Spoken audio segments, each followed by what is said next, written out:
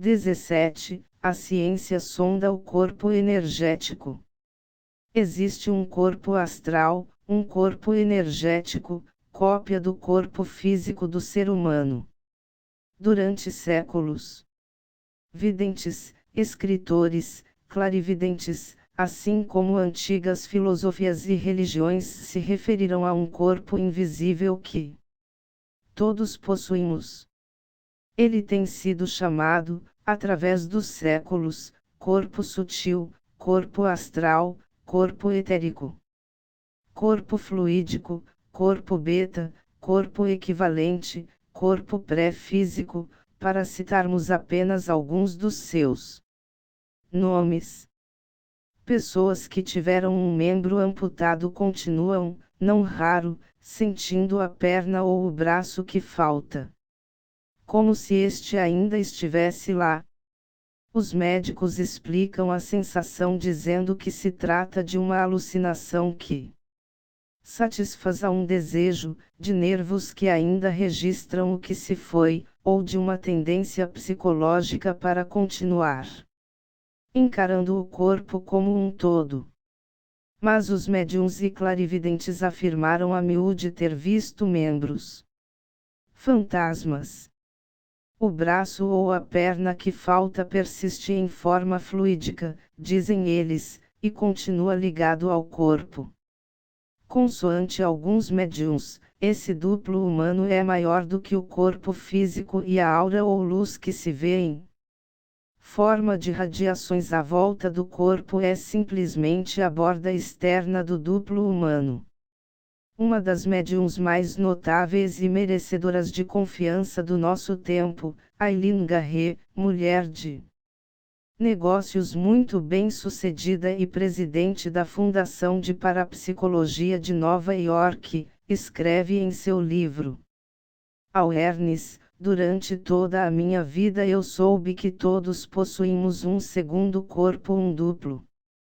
O duplo é um fato distinto nos ensinamentos orientais e teosóficos e, como tal, considerado um corpo energético, uma área magnética associada ao corpo humano físico, em que as forças imateriais do cosmo, o sistema solar, o planeta e o nosso meio mais imediato são normalmente transformados na vida e na crença do indivíduo. A aura ou orla é uma fase da operação do corpo energético humano ou duplo, diz ela. E o mais importante de tudo é que o duplo pode ser usado para a expansão da consciência. O duplo é o meio da projeção telepática e clarividente. A ser exata, a teoria da Sra. Garré, o segredo da ESP está ligado ao chamado corpo astral. Mas que provas científicas temos nós da existência desse corpo energético? O Dr. Wilder Penfield, da McGill University de Montreal, realizou inúmeras operações em que extirpou maciços segmentos do cérebro de pacientes. Sem embargo disso, a mente parecia continuar funcionando como antes, sem qualquer distúrbio da consciência. Talvez precisemos visualizar sempre um elemento espiritual. Uma essência espiritual capaz de controlar o mecanismo. A máquina jamais explicará cabalmente o homem, nem os mecanismos explicarão a natureza do espírito, diz o Dr. Penfield. 400. Uma médium inglesa conceituadíssima, Geraldine Cummins, disse 284 alguma coisa na década de 1930. Surpreendentemente pertinente ao que descobriríamos na Rússia. A mente não opera diretamente sobre o cérebro. Existe um corpo etérico que é o elo entre a mente e as células do cérebro. Partículas corpusculares muito menores do que as que os cientistas já conhecem viajam ao longo de fibras do corpo etérico, ou duplo. para certas regiões do corpo e para o cérebro. Eu poderia chamar-lhes unidades de vida. Esse corpo invisível, por mim denominado duplo ou mecanismo unificador, é o único canal por cujo intermédio a mente e a vida podem comunicar-se com a forma física. Se uma fibra se romper entre ambos, ocorrerá incontinenti uma falha no controle. Cada animal tem um corpo unificador invisível feito de éter modificado. Deverá ser possível inventar, com o tempo, um instrumento que nos permita perceber esse corpo. Se o chamado duplo pudesse, um dia, tornar-se visível e acessível à ciência, os resultados seriam revolucionários. Isso não somente abalaria consideravelmente o nosso conceito de nós mesmos e dos outros seres vivos, mas também daria novos horizontes à medicina, à psicologia, à religião, à biologia. O estudo do duplo nos ensejaria também maiores possibilidades de dominar a telepatia e a clarividência. Terão os soviéticos feito a descoberta?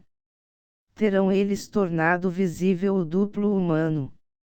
Será este passível de estudos? Os Kirlians descobriram a fotografia de alta frequência num palpite intuitivo em 1939. Nos anos 60, a pesquisa sobre os fenômenos de bioluminescência, revelados pela Câmara de Kirlian, se processava em universidades e institutos de pesquisa em toda a URSS. Na Rússia, um jovem cientista soviético, estudioso da fotografia de Kirlian, sentou-se à mesa conosco. De uma pasta abarrotada de papéis retirou um maço de fotografias. Vejam isto, disse ele, estendendo uma grande fotografia da folha de uma planta muito aumentada. A fotografia fora produzida pelo método de Kirlian num campo elétrico de alta frequência. Era o tipo de imagem de folha com o qual nos havíamos familiarizado, uma massa de luzes cintilantes espalhadas por toda a extensão da folha, aqui e ali, clarões vívidos e brilhantes e, ao redor das bordas, uma aura precisa de luminescência. Ele estendeu-nos uma segunda fotografia. Parecia a mesma folha, só que, no meio do lado direito, tivemos a impressão de ver uma linha. Além dessa linha, os contornos fascantes e as veias se diriam mais impalpáveis, o fundo mais penugento. Esta é a mesma folha da primeira fotografia, explicou o jovem cientista. A verdadeira folha foi cortada. Extraiu-se a terça parte dela. Mas o padrão de energia de toda a folha ainda está aí. Em outras palavras, estávamos vendo, na realidade, o fantasma de parte da folha, um equivalente fantasmagórico de pura energia. Que substância é esta? Perguntamos, apontando para a parte cortada da folha que não deveria estar lá. É uma forma de energia, respondeu o cientista. Essa energia pode ter origem na atividade elétrica ou em campos eletromagnéticos, mas a sua natureza é inteiramente outra. Nós a consideramos uma espécie de plasma. Em física, o plasma é o quarto estado da matéria torrentes de massas de partículas ionizadas, que acontece quando se corta mais de uma terça parte da folha. A folha morre e todo o seu corpo energético desaparece. Quando um ser humano perde um dedo ou um braço ou tem uma perna amputada, ainda conserva o corpo. Equivalente uma espécie de fantasma do dedo ou da perna. Sim, confirmou o cientista, inclinando afirmativamente a cabeça. Pelo que tínhamos visto, os soviéticos pareciam ter provas de que existe uma espécie de matriz de energia. Em todas as coisas vivas, uma espécie de corpo unificador invisível ou luminescência que nos penetra o corpo físico. Mas que é exatamente esse corpo energético? Como funciona? De onde vem? Os estudos que responderam a essas perguntas foram iniciados nas proximidades dos centros espaciais soviéticos no longínquo Cazaquistão. Na respeitadíssima Universidade de Kirov do Cazaquistão, em Alma-Ata. Biologistas, bioquímicos e biofísicos reunirão-se em torno de um imenso microscópio eletrônico. O equipamento dos Kirlians fizeram um longo trajeto. Agora estava preso àquele sofisticado e intricado instrumento eletrônico. Olhando pelo ocular do microscópio eletrônico, os cientistas viram na silenciosa descarga de alta frequência alguma coisa outrora reservada apenas aos clarividentes. Viram o duplo vivo de um organismo vivo em movimento. Fizeram-se inúmeras experiências com plantas, animais e seres humanos vivos utilizando o efeito kirliano. Que era esse duplo? Uma espécie de constelação elementar, semelhante ao plasma, feita de elétrons e prótons ionizados, excitados, e possivelmente de outras partículas, disseram eles. Ao mesmo tempo, porém, o corpo energético não é apenas formado de partículas. Não é um sistema caótico. É, por si mesmo, todo um organismo unificado. Atua como unidade, dizem eles, e, como unidade, emite os próprios campos eletromagnéticos e é base de campos biológicos. Em 1968, os doutores V. Nilshin, V. Grishchenko, N. Vorobev, N. Shulsky, N.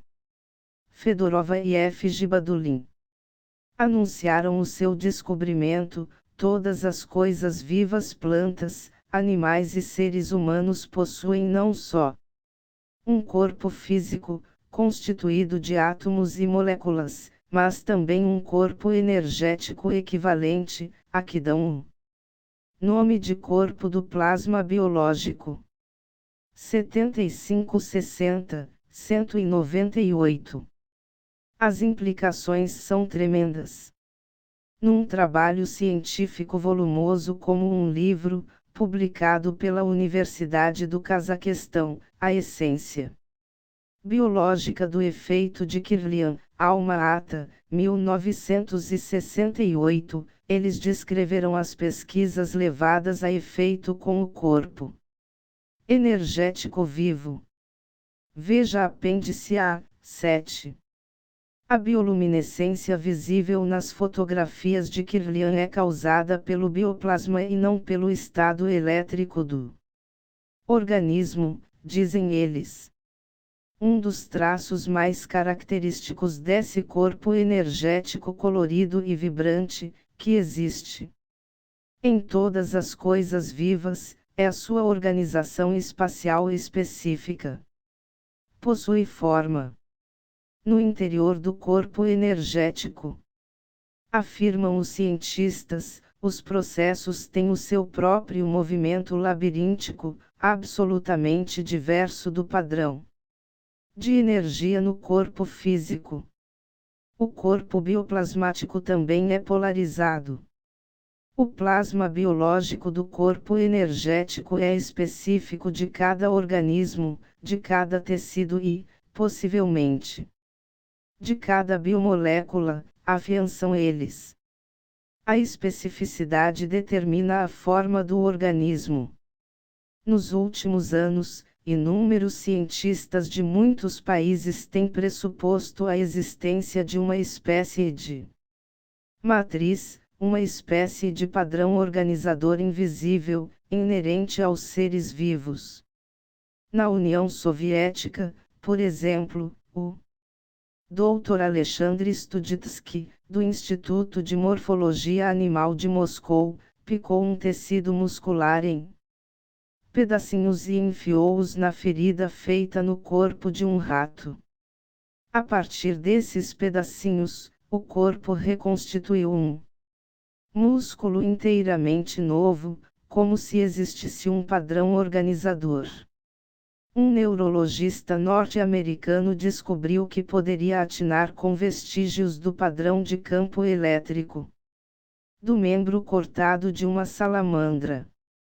275 outros cientistas, tomando de um glóbulo de protoplasma, que deveria crescer no braço de um animal fetal, o colocaram no lugar da perna. Daí nasceu uma perna, e não um braço, o que supõe, mais uma vez, um campo organizador. Será o corpo brilhante de luz que os Kirlians descobriram esse molde ou padrão organizador. Em caso afirmativo, que relação existe entre o importantíssimo corpo energético e o corpo físico? Nas fotografias que os cientistas soviéticos nos mostraram, vimos que, embora se corte parte do corpo físico de um ser vivo, o corpo bioplasmático subsiste, inteiro e claramente visível, num campo de alta frequência. Quando o corpo energético desaparece, a planta ou o animal morre. Existe uma relação rigorosa entre o corpo físico e o corpo energético, entre a matéria atômico-molecular e o estado plásmico das coisas vivas, asseveraram os cientistas de Kazakhia. A energia de qualquer ser vivo é feita da energia das suas células físicas e da energia móvel do bioplasma, dizem Ilyushin, Grishchenko e os seus colegas. Que é o que gera essa energia bioplasmática? Como reabastecemos o corpo energético? Os cientistas de Kazakhia descobriram que o oxigênio que respiramos converte alguns dos seus elétrons excedentes e um certo quantum de energia no corpo energético. Na silenciosa descarga de alta frequência foi-lhes possível assistir efetivamente ao processo no instante em que este ocorria. Ao que tudo indica, a respiração carrega o corpo bioplasmático, renova as reservas de energia vital e ajuda a regularizar os padrões energéticos perturbados. A filosofia hindu da yoga sempre sustentou que a respiração carrega todo o corpo de força vital ou prana, e a yoga prescreve exercícios específicos de respiração para conservar a saúde. Agora os biologistas da Universidade de Kazakhia começaram a compreender que respirar o ar ionizado tem um grande efeito medicinal em muitas espécies de doenças. Segundo os soviéticos, muitas doenças principiam quando se deteriora o suprimento de bioplasma. Eles descobriram até que o simples borrifo de uma ferida com ar ionizado lhe acelera consideravelmente a cura, uma vez que os íons negativos ajudam a restaurar o equilíbrio do corpo plasmático. Com esse conceito do corpo de plasma biológico, podemos abrir novos caminhos para a compreensão do crescimento do câncer, dos tumores e de outras formas de moléstias, escreveram os biologistas. Os cientistas também estudaram o impacto de várias cores sobre o bioplasma e chegaram à conclusão de que cada cor lhe altera a atividade e produz nele oscilações específicas. O azul, por exemplo, parece intensificar a descarga de luminescência. Talvez a base da visão sem olhos resida nas reações 40 bioplasma humano à cor. Eles constataram também que campos magnéticos fracos estabilizam a luminescência do bioplasma. Na Conferência de Parapsicologia de Moscou, conhecemos o Dr. Veiniushin, um dos cientistas de alma Ata, que dirigiu parte dessa pesquisa. Enquanto insistia conosco para que fôssemos a alma Ata conhecer-lhes o trabalho e perguntava por que os biologistas e bioquímicos norte-americanos não se votavam à pesquisa da parapsicologia e por que nenhum deles fora enviado à conferência, explicou. O descobrimento de Kirlian abriu a possibilidade de estudar os estudos plasmáticos do organismo. Através do corpo de plasma biológico que reagimos a todas as ocorrências cósmicas. Quando se registram perturbações do Sol ou súbitas e temporárias explosões de energia de pequenas áreas da superfície solar, os nossos biologistas registraram toda a sorte de reações biológicas em seres humanos, plantas e animais, diz o Dr. Veiniushin.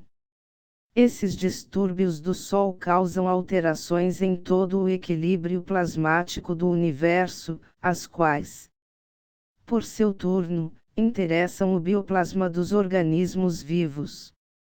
Tudo isso redunda em modificações físicas que podemos ver. Os descobrimentos soviéticos coincidiam exatamente com o que Eileen Garré, a médium, havia dito. E nós nos pomos a imaginar se os soviéticos não estarão começando a formular, diante do funcionamento do corpo bioplasmático, novas bases científicas para outro antigo sistema de pensamento, a astrologia 61. O biologista cósmico soviético, Dr. Chizhevsky realizou extenso trabalho sobre o impacto exercido pelo ciclo de 11 anos e meio dos distúrbios solares acima citados sobre a vida humana. 1921, 304.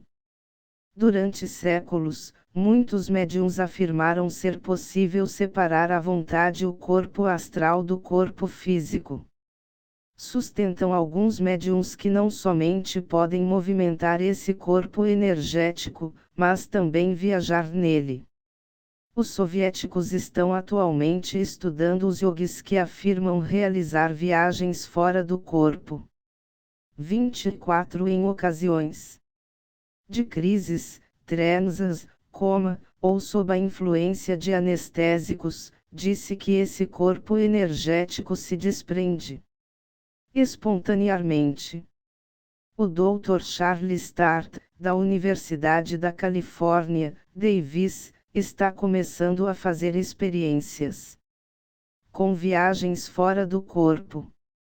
408. Harold Sherman, escritor, médium e diretor da Fundação dos Associados na pesquisa da ESP em Arkansas, tentou realizar estudos de pessoas que asseguram ter tido esse tipo de experiência.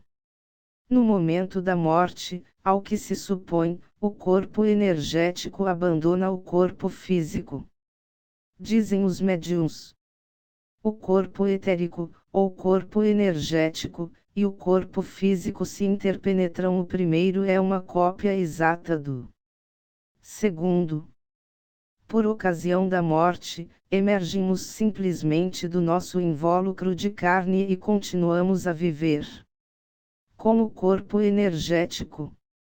É pouco provável que os soviéticos se animem a sondar a vida futura. É também pouco provável que o corpo bioplasmático dos soviéticos seja a explicação cabal das chamadas viagens astrais. No decurso, porém, das suas extensas pesquisas com o processo kirliano, os soviéticos fotografaram muitas vezes o momento da morte. Por ocasião da morte do corpo físico de uma planta ou de um animal, os russos viram fagulhas e clarões do corpo bioplasmático arremessando-se, pouco a pouco, ao espaço, nadando para longe e desaparecendo. Gradativamente se dissipava toda e qualquer luminescência proveniente da planta ou do animal mortos.